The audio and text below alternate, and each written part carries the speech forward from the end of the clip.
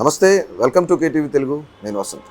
ఈరోజు మన అనాలిసిస్లో ముఖ్యంగా మనం మాట్లాడుకోవాల్సింది ఒక పార్టీ గురించో, లేదంటే ఒక ప్రాంతీయ పార్టీ గురించో, ఒక జాతీయ పార్టీ గురించో కాదు, పోనీ ఒక వ్యక్తిగతమైన ఒక పర్సన్ గురించి కాదు, సాక్షాత్తు తెలంగాణ రాష్ట్ర ముఖ్యమంత్రి గురించి మనం మాట్లాడుకున్నాం.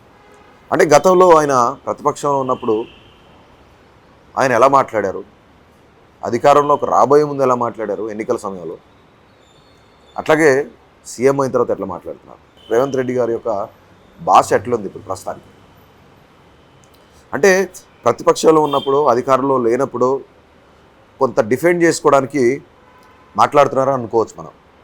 మరీ ముఖ్యంగా ఆయన మాట్లాడే మాటల్లో కొంత దురుసుతనం ఉంది, కొంత అంటే సౌమ్యంగా లేదు అని చెప్పేసి బయట రాజకీయ వర్గాల నుంచి, అలాగే రాజకీయ విశ్లేషకుల నుంచి వింటున్న మాటలు.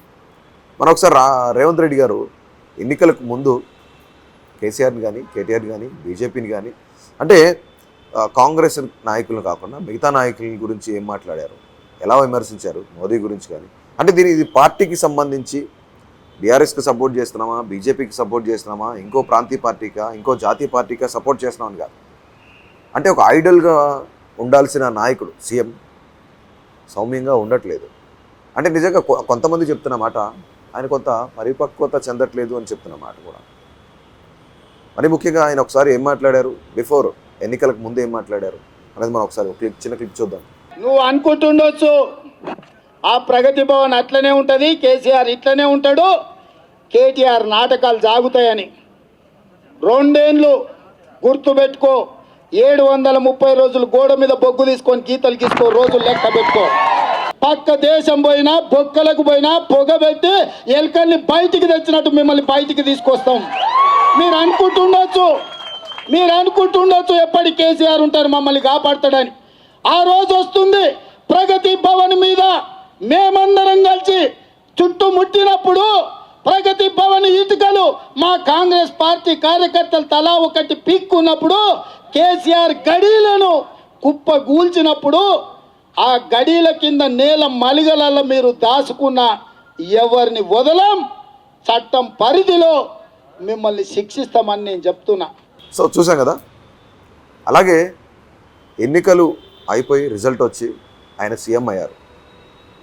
సీఎం అయిన మొట్టమొదటి ప్రసంగం బాగుందనిపించింది, అందరూ కూడా మాట్లాడుకున్నమాట.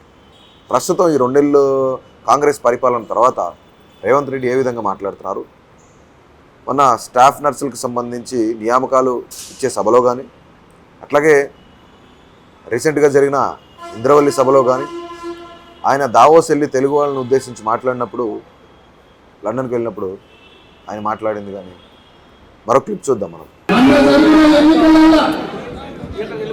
ఆ పార్టీ నాయకులను బొక్కబోర్లు పడేసి బొక్కలు ఇవాళంతా మాట్లాడుతుంటే రాబోయే పార్లమెంట్ ఎన్నికలలో చూసుకోవాలి. పిల్లారంగా చాలా శోభరాజుకు సవాలు విసురుతుందా,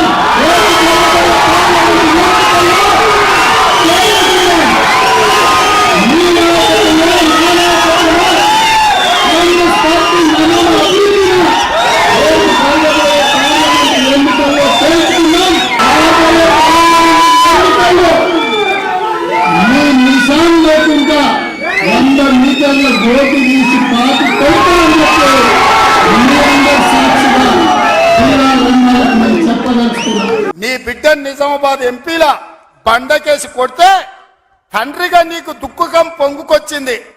నీ బిడ్డకెంబడే శాసన మండలిలో మళ్ళీ పదవి ఇచ్చినవు కానీ గా ఆడబిడ్డలకు స్టాఫ్ నర్సు ఉద్యోగాలు ఇచ్చినవా? గది నీ నీతి, నీ జాతి. నిన్నమన్నా మాట్లాడుతున్నారు వాళ్ళు 3 నెలల 6 నెలల కేసీఆర్ మళ్ళీ ముఖ్యమంత్రి అవుతాడు, ఈ ప్రభుత్వాన్ని పడగొడతామని. నీ అయ్యా ఎవడ్రా పడగొట్టేటోడు? పడగొడతారా? ఎవడు కొట్టేది? నేను అడుగుతున్నా, వేలాది మంది మా యువకులు ఇక్కడ ఉన్నారు, మీరందరు చూసుకుంటే ఊరుకుంటారా? పడగొడితే ఊర్లకి రానిస్తారా? ఊర్లలో ఎవడన్నా ఈ ప్రభుత్వాన్ని పడగొట్టాలన్న ఆలోచన చేస్తే మీ ఊర్లో యాప చెట్టుకు కోదండం వేసి కొట్టండి, లాగుల తొండలు ఇడవండి.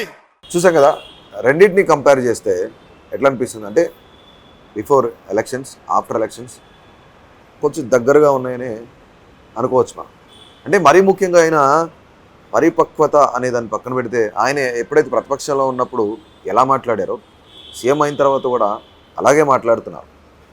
అండ్ వన్ మోర్ థింగ్, రాష్ట్రానికి ముఖ్యమంత్రి అంటే ఖచ్చితంగా ప్రతి ఒక్కరికి ఒక ఇన్స్పిరేషన్లా ఉండాలి, ఒక ఐడల్లా ఉండాలి.